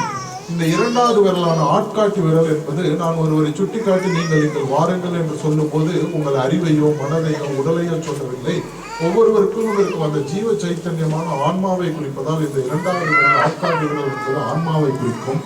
இந்த மூன்றாவது விரல் இருக்கிறது அல்லவா, இந்த மூன்றாவது விரல் தான் ஒருவருடைய கைகளிலே மிக உயரமாக இருக்கிறது, மிக வலிமையாக இருக்கிறது. ஒவ்வொரு மனிதரிடத்திலும் மிக உயரமாக வலிமையாக இருப்பது என்ன? நீங்களும் வெல்லலாம் ஒரு கொடி. கர்வம், நான் என்கின்ற கர்வம், அகந்தை இருக்கிறது அல்லவா, அந்த அகந்தை தான் எவ்வளவு பெரிய பெரிய ஞானிகள் எல்லாம் கூட ஒரு தப வளர்த்தால் அந்த ஒரு பவனை அந்த தபத்தை பெற்றிருந்தால் கூட கர்வம் என்ற ஒரு விஷயத்தில் இருந்தால் அழிந்து விடுவார்கள் என்று சொல்வார்கள். ஆக இந்த மூன்றாவது விரலான இந்த விரல் என்பது கர்வத்தை குறிக்கக்கூடியது. இந்த நான்காவது விரலில் தான் நாம் மோதிரங்கள் எல்லாம் போட்டுக் கொள்கிறோம். இந்த மோதிரங்கள் எல்லாம் போட்டுக் கொள்வதால் இது செல்வ சுகங்களை குறிப்பதால் இந்த நான்காவது விரல் என்பது செல்வத்தை குறிக்கும். இந்த ஐந்தாவது விரலான சுண்டு விரல் என்பதுதான் மிக நளினமான விரல், மிக அழகான விரல், மிக மென்மையான விரல்.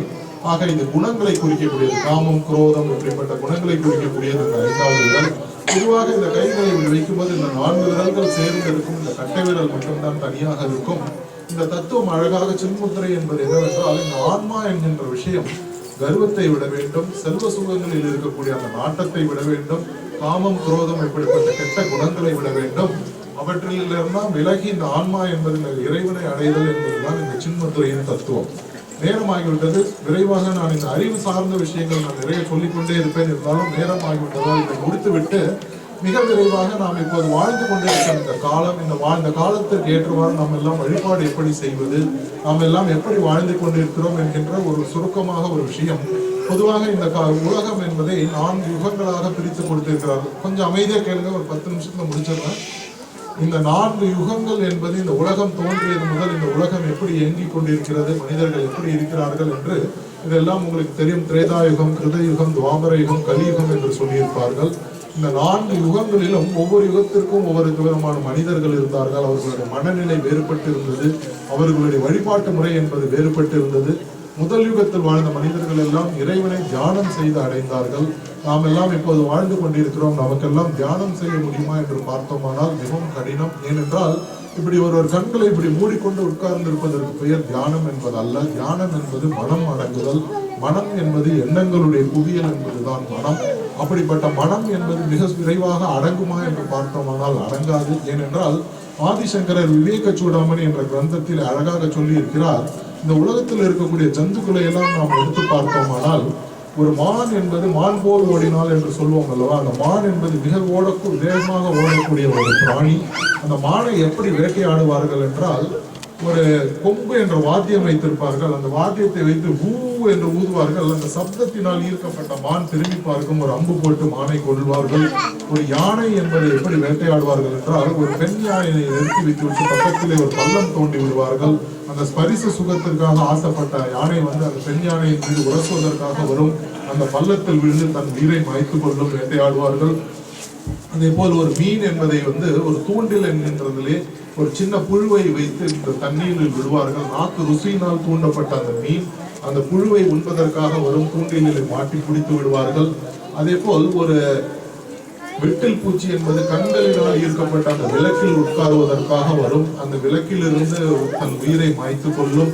இப்படி எல்லா ஜந்துக்களுக்கும் ஒவ்வொரு விதமான ஒரு கெடுதல் ஏற்படுகிறது. ஆனால் மனிதனுக்கு 5 குணங்கள் இருக்கிறதல்வா, கண்களால், காதுகளால், வாசனையினால், இப்படி எல்லா விஷயத்தாலும் நொறுக்கப்படுகிறான். ஒரு வண்டு என்பது ஒரு தாமரை மலரிலே மகரந்தத்தினால் வாசனையினால் ஈர்க்கப்பட்ட அந்த வண்டு உட்காரும். மாலை வேளையில் அந்த சந்திரன் வரும்போது தாமரை மலர் கூம்பிக்கொள்ளும், உள்ளே அந்த வண்டு மாய்த்து கொள்ளும். அப்படி இருக்கக்கூடிய இந்த மனிதன் கண்களால், காதுகளால், நாக்கினால் எல்லா விதத்தினாலும் ஈர்க்கப்பட்டு இந்த 5 ஐம்புலன்களாலும் ஈர்க்கப்பட்ட மனிதன் மனதை அடக்கி தியானம் செய்வான் என்பது மிகவும் கடினமான விஷயம். ஆக தியானம் என்கின்ற விஷயம் அனைவருக்கும் பொதுவான மார்க்கம் அல்ல. அதே போல் யோகம் என்றெல்லாம் பார்த்தோமானால் கூட இன்று யோகம் என்பதெல்லாம் ஒரு மிகப்பெரிய வியாபாரமாகிவிட்டது. இப்போது நாம் இப்படி உட்கார்ந்து இருக்கிறேன் அல்லவா, நான் இப்போது ஐயா கிட்ட நான் வந்த உடனே சொன்னேன், நம்ம ஐயா பரிபாலன சபையிடம் நான் நிறைய இதோட ஒரு 88 ஆலயங்களுக்கு ஐரோப்பாவில் இது போன்று சென்று நிகழ்ச்சிகள் நடத்தி கொண்டிருக்கிறேன். எந்த ஒரு இடத்திலும் நான் இதுவரை ஒரு ரூபாய் கூட வாங்கினதில்லை. என் சொந்த செலவிலே என் சொந்த செலவிலே தங்கி நானே எல்லாம் பார்த்து கொண்டு இது போன்ற ஒரு சுலபமான விஷயங்கள், நம் மதத்தினுடைய தர்மங்கள், தத்துவங்கள், சுலபமான வழிபாட்டு முறை என்பதெல்லாம் எல்லோருக்கும் தெரிய வேண்டும் என்பதற்காக இதை ஒரு சேவையாக செய்து கொண்டிருக்கிறேன். இருந்தாலும் நான் செல்லக்கூடிய ஆலயங்கள் எல்லாம் முதலில் ஒரு சின்ன விஷயம், ஒரு வேண்டுகோளாக அவர்களுக்கு கேட்பேன். என்னவென்றால் என்னால் தரையில் என்னால் உட்கார முடியவில்லை, எனக்கு தரையில் உட்கார்வது மிக கடினமாக இருக்கிறது, அதனால் எனக்கு ஒரு பலகாய் வேண்டும் என்ற ஒரு சின்ன வேண்டுகோள் மட்டும்தான் கேட்கிறேன். என்னால் தரையில் உட்கார முடியவில்லை. இப்போ நான் 15 நிமிடம் கூட ஆகவில்லை நான் பேசி, நான் இப்படி சுத்தி பார்க்கிறேன், ஒருவரால் கூட உட்கார முடியவில்லை. நீங்கள் நிறைய நேரம் உட்கார்ந்து பூஜை செய்தீர்கள், அது ஒரு பக்கம். இருந்தாலும் நம் உடம்பு இயல்பு என்பது அப்படித்தான் இருக்கிறது. கால் மாட்டி உட்காருகிறோம். அப்படியெல்லாம் இருக்கக்கூடிய இந்த உடம்பு நிலையில் யோகம் என்பது மிக சுலபமானது அல்ல. யோகத்தில் 8 விதமான நிலைகள் இருக்கிறது. அஷ்டாங்க யோகம் என்று சொல்வார்கள். அஷ்டம் என்றால் 8. அந்த யம நியம பிராணாயாம பிரத்யாகார தயா சமாதி என்று 8 விதமான நிலைகள் தான் பதஞ்சலி யோக சூத்திரத்தில் சொல்லப்பட்டிருக்கிறது. அப்படி உட்காரவே முடியாத நம்மால் ஆசனம் என்பது நான் உட்காருகிறோம் அல்லவா, இது ஒரு நான் உட்காருவதற்கு பத்மாசனம் என்று பெயர், சுகாசனம் என்று பெயர். ஒரு கால் மட்டும் போட்டு உட்காருவதற்கு பத்மாசனம் என்று பெயர். 2 கால்களை இப்படி போட்டு உட்காருவதற்கு வீராசனம் என்று பெயர். ஒரு கோழி போல் உட்காருவதற்கு குக்குடாசனம் என்று பெயர். மயில் போல் உட்காருவதற்கு மயூராசனம் என்று பெயர். இப்படி ஆசனங்களிலேயே எவ்வளவோ இருக்கிறது. அந்த ஒரு ஆசனத்தையே நம்மால் செய்ய முடியாதவர்கள் ஒரு 8 விதமான நிலையை கடந்து யோகம் செய்து நம்மால் இறைவனை அடைய முடியுமா என்றால் மிக மிக மிக கடுமையான விஷயம். ஆக அந்த யோகம் என்பதும் அனைவருக்கும் பொதுவான ஒரு மார்க்கம் அல்ல.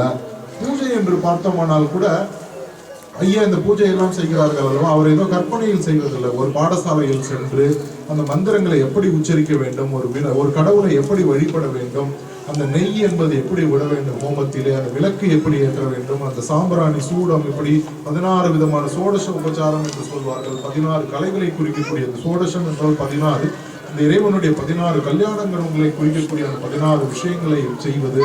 இதற்கெல்லாம் நிறைய நியமங்கள் உண்டு. விநாயகரை வெள்ளை நிறமான மலர்களால் அர்ச்சனை செய்ய வேண்டும். அம்பாளை சிகப்பு நிறமான மலர்களால் அர்ச்சனை செய்ய வேண்டும். சிவனை ஒரு வில்வத்தளங்களால் அர்ச்சனை செய்ய வேண்டும். விஷ்ணு கடவுளை துளசி தலங்களால் அர்ச்சனை செய்ய வேண்டும். இப்படி நிறைய நியமங்கள் எல்லாம் பூஜைகளிலும் உண்டு. ஒரு மந்திரத்தை காலதேச நியமம் என்பார்கள். ஒரு காலத்தில் ஒரு இடத்தில் யார் சொல்லலாம் என்றெல்லாம் நிறைய நியமங்கள். ஆக அந்த பூஜை என்பதும் அனைவருக்கும் பொதுவான மார்க்கம் அல்ல. அப்போது நாம் என்ன சொல்கிறோம், ஒரு மதம் என்பது அனைவருக்கும் பொதுவானது என்கிறோம். ஒரு இறைவன் என்பவன் அனைவருக்கும் பொதுவானவர் என்கிறோம். நாம் எல்லாம் உலக சகோதரத்துவம் என்று சொல்லிக் கொண்டிருக்கிறோம்.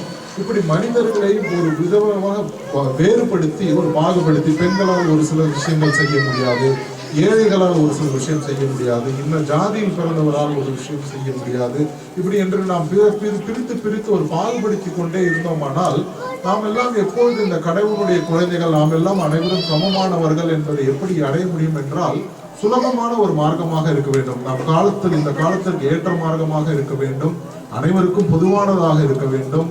அதில் எந்த பாகுபாடும் இல்லாமல் அனைவருக்கும் இருக்க வேண்டும். அப்படிப்பட்ட ஒரு மார்க்கம் தான் பக்தி மார்க்கம்.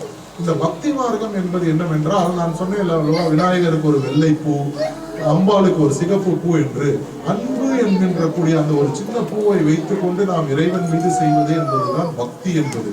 அந்த பக்தி என்பது எப்படி என்றால், இப்போது நாம் ஒரு ஆலயங்களுக்கு எல்லாம் செல்கிறோம். அங்கு நிறைய ஒரு படோடபமாக ஒரு பணம் இருக்கிறது, இல்லை நான் இந்த ஜாதியில் பிறந்து இருக்கிறேன், இல்லது எனக்கு பதவி இருக்கிறது என்றெல்லாம் ஒரு இறைவனிடம் சென்று நாம் பெரிய ஆலயங்களில் எல்லாம் பார்த்தோமானால் பெரிய பணக்காரர்களை எல்லாம் இந்த தலையில் பரிவட்டெல்லாம் எல்லாம் கட்டி ஆரம்பத்திலிருந்து அந்த கோயிலுடைய ஒரு ஸ்தாபகரோ இல்லை ஒரு தர்மகர்த்தாவோ சென்று அவர்களை எல்லாம் வரவேற்று கொண்டு வந்து இறைவனுடைய சன்னிதானத்தில் நிறுத்தி வைத்து இறைவனின் மீது இருந்து மாலையை எல்லாம் எடுத்து அவருக்கு போட்டு பிரசாதம் எல்லாம் கொடுத்து இப்படியெல்லாம் தன்னை முன்னிலைப்படுத்தி கொண்டு ஒரு இடத்தில் பக்தி செய்பவரை அந்த இறைவன் பார்க்கிறாரா என்று நமக்கு தெரியாது. ஆனால் ஒரு உண்மையான பக்தியோடு, ஏழையாக இருந்தாலும், எந்த ஜாதியாக இருந்தாலும், எந்த பதவி இல்லாதவராக இருந்தாலும், ஒரு உண்மையான பக்தி என்பதில் என்று சொல்லக்கூடிய அந்த அன்போடு இறைவன் முன்னால் ஒருவர் நின்று ஒரு சொட்டு கண்ணீர் விட்டு, இறைவா நான் உன்னுடைய குழந்தை, என்னை நீ காப்பாற்று என்று சொல்கிறான் அல்லவா, அப்படிப்பட்ட அந்த பக்தரை தான் இறைவன் பார்ப்பார். அந்த உணர்வு, அந்த உணர்ச்சி இருக்கிறது அல்லவா, அதற்கு தான் பக்தி என்று பெயர். இந்த பக்தியிலும் நவவிதமான பக்தி என்று சொல்லக்கூடிய 9 விதமான பக்தி மார்க்கங்கள் இருக்கிறது. அந்த 9 விதமான பக்தி மார்க்கங்கள் எல்லாம் நான் சொல்லிக் கொண்டிருந்தால் நேரம் காணாது. அந்த 9லும் ஒரு சுலபமான ஒரு மார்க்கம் என்று சொல்லக்கூடிய நாம சங்கீர்த்தனம் என்று சொல்லக்கூடிய அந்த இறைவனுடைய நாமங்களை சொல்லக்கூடிய, அந்த இறைவனுடைய பெயர்களை பாடக்கூடிய, இறைவனுடைய குணங்களை பாடக்கூடிய நாம சங்கீர்த்தனம் என்கின்ற மார்க்கம் இந்த காலத்திற்கு மிக சுலபமானது. அந்த இறைவன் நம்முடைய மதத்திலே நிறைய கடவுள்கள் இருக்கிறார்கள் என்று நான் சொன்னேன். அந்த மதத்தினுடைய அந்த கடவுள்களில் நிறைய இருக்கும்போது எந்த மந்திரத்தை நாம் சொல்லலாம், எந்த இறைவனுடைய நாமத்தை நாம் சொல்லலாம் என்றெல்லாம் நமக்கு சந்தேகம் வரும். நான் இதற்கான விளக்கங்கள் எல்லாம் நீண்ட நேரம் கொடுக்க முடியாததனால் உங்கள் ஆலயத்தில் நான் பார்த்த வரையில் நீங்கள் சைவம் வைணவம் என்கின்ற பெரிய பாகுபாடு எல்லாம் இல்லாமல் அனைத்து கடவுள்களையும் நீங்கள் வழிபட்டு கொண்டிருக்கிறார்கள். ஆஞ்சநேயர், நான் நீண்ட நாளைக்கு பிறகு ஒரு ஆலயத்தில் ஆஞ்சநேயரை என்றுதான் பார்க்கிறேன். ஆக உங்களுக்கு இந்த சைவ சித்தாந்த பேதங்கள்லாம் பெரிதாக இல்லாததினால் இந்த கலிசந்தரண உபனிஷத் என்று சொல்லக்கூடிய அந்த உபனிஷத்தில் இந்த காலத்திற்கு ஏற்ற உபனிஷத் இது என்பதால் தான் அதற்கு கலிசந்தரண உபனிஷத். இந்த காலம் இருக்கிறது அல்லவா, நாம் வாழும் காலம், இதற்கு கலிகாலம் என்று பெயர். என்ன கலிகாலம் என்று பார்த்தோமானால் ஸ்ரீமத் பாகவதம் என்கின்ற மகாபுராணம் சொல்கிறது, இந்த கலிகாலத்தில் நாம் எல்லாம் பார்க்கிறோம், நம்மை சுற்றி பார்க்கிறோம், நிறைய இயற்கை சீற்றங்கள் ஏற்படுகிறது, நிறைய கொலை தொல்லை கருப்பழிப்பு இப்படி போன்ற நிகழ்ச்சிகள் ஏற்படுகிறது. மக்கள் எல்லாம் ஒரு மந்த ஆயுளோடு இருக்கிறார்கள், குறைவான ஆயுள் இருக்கிறது, நிறைய உடல் ரீதியான துன்பங்கள் ஏற்படுகிறது, மனதில் அமைதி இல்லை, எல்லோருக்கும் ஏதாவது ஒரு விதமான பொருளாதார கஷ்டம், இப்படிப்பட்ட ஏதாவது கஷ்டம் இருந்து கொண்டிருக்கிறது. நம்மோடு ஒருவர் நன்றாக பேசிக் கொண்டிருப்பார், ஆனால் அவர் நல்லவரா கெட்டவரா என்று நமக்கு தெரிய முடியவில்லை. இப்படி நிறைய விஷயங்கள் இருக்கிறது அல்லவா. இதுதான் இந்த கலிகாலத்தினுடைய தன்மை. இந்த கலிகாலத்திற்கு ஏற்ற ஒரு இது என்பதுதான் இந்த கலிசந்தரண உபனிஷத்து என்கின்ற இந்த உபனிஷத்தில் இந்த கலிகாலத்தில் அனைவரும் இந்த ஹரே ராமா என்கின்ற மகாமந்திரத்தை சொல்லலாம் என்று சொல்லப்பட்டிருக்கிறது. ஹரே ராம ராம ராம ஹரே ஹரே, ஹரே கிருஷ்ண கிருஷ்ண கிருஷ்ண ஹரே ஹரே என்கின்ற இந்த மந்திரம், இந்த மந்திரத்தை அனைவரும் சொல்லலாம். இன்னும் ஒரு சிலருக்கு இந்த சைவம் வைணவம் என்கிற பேதம் இருப்பவர்களுக்கு மட்டும் சொல்கிறேன், இந்த ராம என்கின்ற வார்த்தை நாம் சொல்லலாமா, நாம் எல்லாம் சைவர்களே என்று நாம் யோசித்து பார்த்தோமானால் இந்த வைணவர்களுக்கு முக்கியமான மந்திரம் என்பது அஷ்டாட்சரி என்று சொல்லக்கூடிய 8 எழுத்து மந்திரம் ஓம் நமோ நாராயணா என்பது. அதே போல் சைவர்களுக்கு மிக முக்கியமான மந்திரம் நமசிவாய என்று சொல்லக்கூடிய பஞ்சாட்சரி 5 எழுத்து மந்திரம். இந்த நமசிவாய என்று சொல்லக்கூடிய எழுத்தில் உள்ள மா என்பது ஜீவக்கலை உள்ள எழுத்து. அந்த மாவை நீக்கிவிட்டோமானால் நசிவாய என்றாகும். நசிவாய என்றால் அமங்கலமான என்று பொருள். அதே போல் நாராயணா என்ற நாமத்தில் உள்ள ராவை நீக்கிவிட்டோமானால் நாயனா என்று ஆகும். நாயனா என்றால் கதி இல்லாதவன் என்று பொருள். ஆக நாராயணா என்ற எழுத்தில் உள்ள ராவும் நமசிவாய என்ற எழுத்தில் உள்ள மாவும் இணைந்து ராமா என்று வந்திருப்பதால் எந்த வேதங்கள் சித்தாந்த வேதங்கள் இல்லாமல் அனைவரும் இந்த ஹரே ராமா என்கின்ற மந்திரத்தை சொல்லலாம். முதலாக கடல் கடந்து சென்று இறைவனுடைய அந்த ராமா என்கின்ற மந்திரத்தை பரப்பியது நம் ஆஞ்சநேயர். அப்படிப்பட்ட அந்த ஆஞ்சநேயர் சன்னதியில் நான் இதற்கு மேல் என் பேச்சை நிறுத்தி விடுகிறேன். நாம் எல்லாம் இப்போது ஒரு சின்ன பிரார்த்தனை செய்யலாம். எனக்கு பரிபாலன சபையை கேட்டுக்கொள்கிறேன். நான் நிறைய விஷயம் சொல்ல நினைச்சேன், நேரம் ஆயிட்டதுனால நான் ரொம்ப வேகமாக சுருக்கமாக சொல்லியிருக்கேன். இன்னொரு நாள் என்னை கூப்பிடுங்க. அதுல ஒரு பிரார்த்தனை செய்வோம். பிரார்த்தனை என்றால் நமக்கு எல்லாருக்கும் ஒரு விதமான பிரார்த்தனை இருக்கும். அந்த கூட்டு பிரார்த்தனை என்ற அனைவருமாக சேர்ந்து ஒரு கூட்டு பிரார்த்தனை செய்தோமானால் அதனுடைய பலன் அதிகம். இப்போது நாம் என்ன பிரார்த்தனை செய்யலாம் என்று பார்த்தோமானால் முதலில் ஒரு பொதுவான பிரார்த்தனை. இங்கு அருள்பாலித்துக் கொண்டிருக்கும் இந்த ஜெயதுர்கை அம்மனுடைய சாநித்தியம் மிகவும் கூட வேண்டும். மிகச்சிறிய ஆலயமாக இருக்கிறது, நிறைய மனிதர்கள் வந்து கொண்டிருக்கிறார்கள். இந்த பூஜைகளுக்கெல்லாம் இந்த இடம் காணவில்லை. ஒரு பெரிய ஒரு பொருளாதார வளர்ச்சி ஏற்பட்டு இந்த நிர்வாக சபை விரைவாக வேறு ஒரு ஆலயத்திலோ வேறு ஒரு இடத்திலோ இல்லை இங்கே ஏதாவது விரிவுபடுத்த முடியும் என்றால் விரிவுபடுத்தக்கூடிய அந்த ஒரு தன்மை, அந்த ஒரு பாக்கியம் நமக்கெல்லாம் கிடைக்க வேண்டும் என்ற ஒரு பொது பிரார்த்தனையும், அதே போல் நாம் இங்கு வந்திருப்பவர்கள், இங்கு வராதவர்கள், நம் நண்பர்கள், உறவினர்கள் அனைவருக்கும் ஏதாவது ஒரு விதமான கஷ்டங்கள் இருக்கும். நம் வீட்டில் இருக்கக்கூடிய திருமணமானாத ஆண்களோ பெண்களோ அவர்களுக்கெல்லாம் திருமணமாக வேண்டும் என்றும், அந்த திருமணமானவர்களுக்கெல்லாம் ஒரு குழந்தை பாக்கியம் ஏற்பட வேண்டும் என்றும், பிறந்த குழந்தைகள் எல்லாம் நல்ல கல்வி கற்று நல்ல குருவை அடைந்து நல்ல ஞானம் பெற்று நல்ல செல்வ செழிப்போடு, இதற்கெல்லாம் மேலாக அவர்களுக்கெல்லாம் அனைவருக்கும் நம் வீட்டில் உள்ளவர்கள், நம் நண்பர்கள், உறவினர்கள் அனைவருக்கும் ஒரு உடல் ஆரோக்கியம் ஏற்பட்டு இந்த உலகத்தில் எந்த ஒரு இயற்கை சீற்றங்கள் இல்லாமல் உலகெங்கிலும் அமைதி நிலவி, குறிப்பாக இலங்கையில் அமைதி நிலவி, கண்மணி தமிழினம் காக்க கனலிலே ஆவினைத்த திருமணி தோழர்களாம் நம் மாவீரர்களின் ஆன்மா சாந்தி அடைவும். நம் அனைவருக்கும் இதற்கெல்லாம் மேலாக ஒரு மனதில் ஒரு அமைதி ஏற்பட வேண்டும். அப்படிப்பட்ட ஒரு மனசாந்தி கிடைக்க வேண்டும்.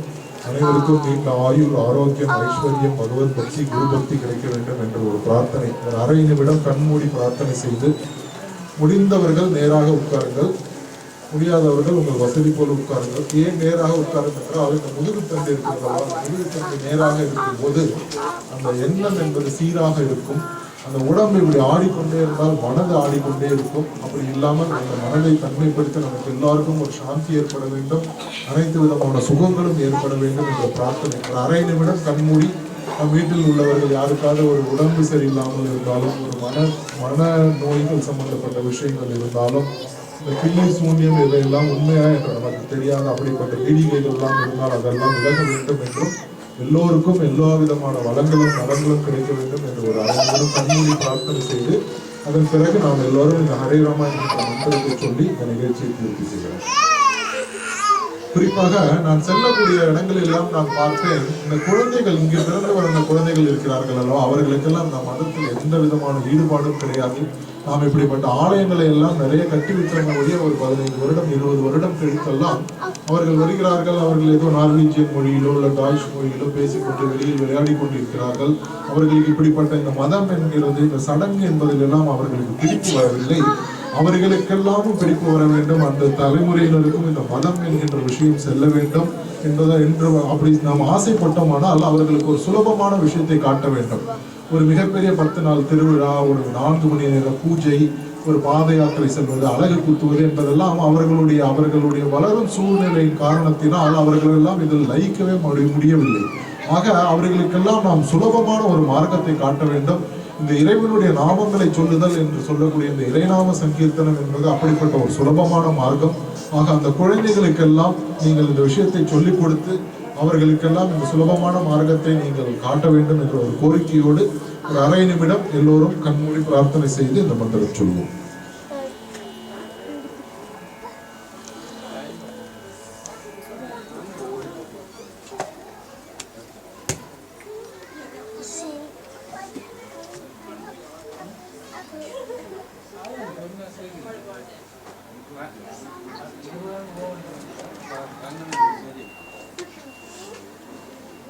முதல் முறை என்னோடு நான் சொல்கிறேன், பிறகு நீங்கள் சொல்லுங்கள். அதன் பிறகு நாம் நேரமாகிவிட்டதால் எல்லோரும் சேர்ந்து சொல்லலாம்.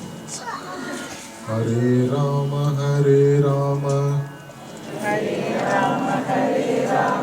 ராம ராம ஹரே ஹரே ஹரே கிருஷ்ண கிருஷ்ண கிருஷ்ண ஹரே ஹரே. எல்லோரும் சேர்ந்து சொல்லுங்கள். இதை ஏதோ நான் தவறாக உச்சரிப்போம், அதனால ஏதாவது பாவம் இருக்கும் அப்படிலாம் இல்லை. எல்லோரும் தைரியமாக சப்தமாக வெட்கம் இல்லாமல் சேர்ந்து சொல்லுங்கள்.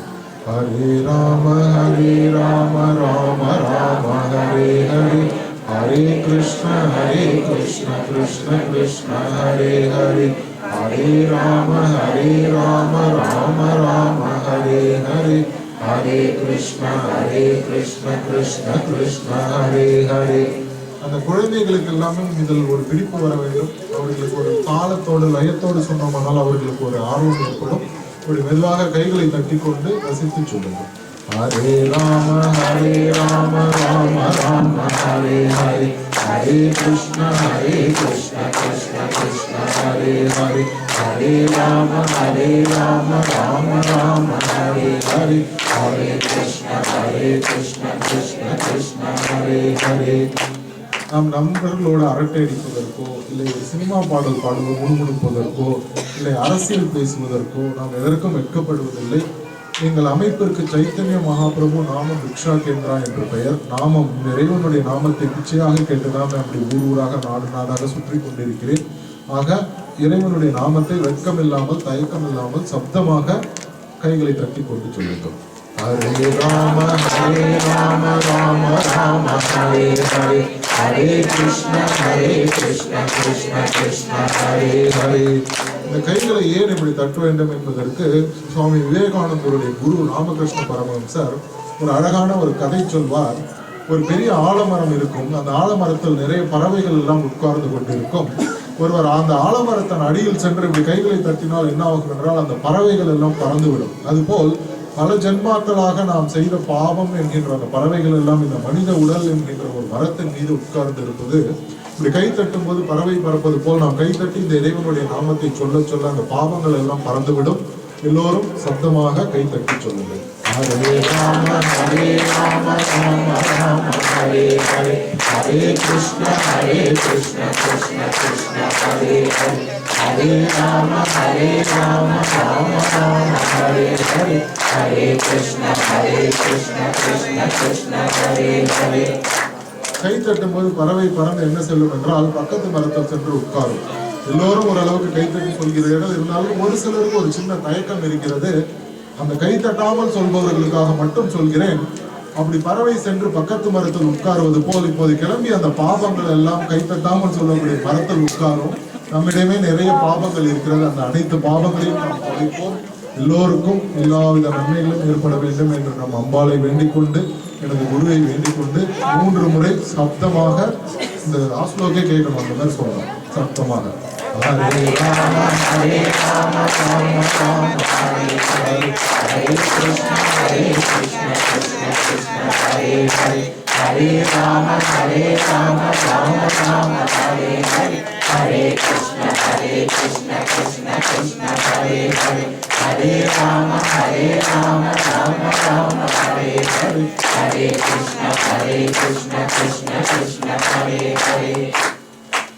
இந்த ஆலயத்தில் இந்த புனிதமான நாளில் இந்த சத்சங்கத்தை ஏற்பாடு செய்து கொடுத்த ஆலய பரிபாலன சபை ஐயா உங்கள் அனைவருக்கும் எனது குரு ஸ்ரீ ஸ்ரீ முரளிதர சுவாமிஜி அவர்களின் அன்பு ஆசிகளையும் எனது பணிவான வணக்கங்களையும் தெரிவித்துக் கொண்டு, இவ்வளவு நேரம் உங்களை காக்க வைத்து உங்கள் பசியிலே நேரத்தில் ஒரு நேரம் எடுத்துக்கொண்டதற்கு ஒரு மன்னிப்பும் கேட்டுக்கொண்டு, இந்த இப்படி நான் சொல்லியிருக்கிற இந்த சுலபமான இந்த நாம சங்கீர்த்தனம் என்ற இந்த ஹரே ராம மந்திரத்தை விடாமல், இதற்கு எந்த விதமான நியமங்கள் இல்லாமல் எப்பொழுதும் எங்கு வேண்டுமானாலும் யார் வேண்டுமானாலும் சொல்லலாம். நீங்கள் சொல்லிக் கொண்டு வாருங்கள்.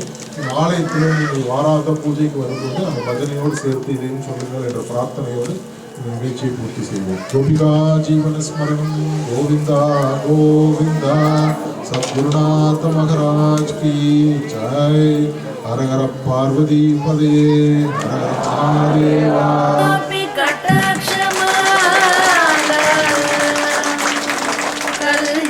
कल्याणमावहतु मे कमलालयायाः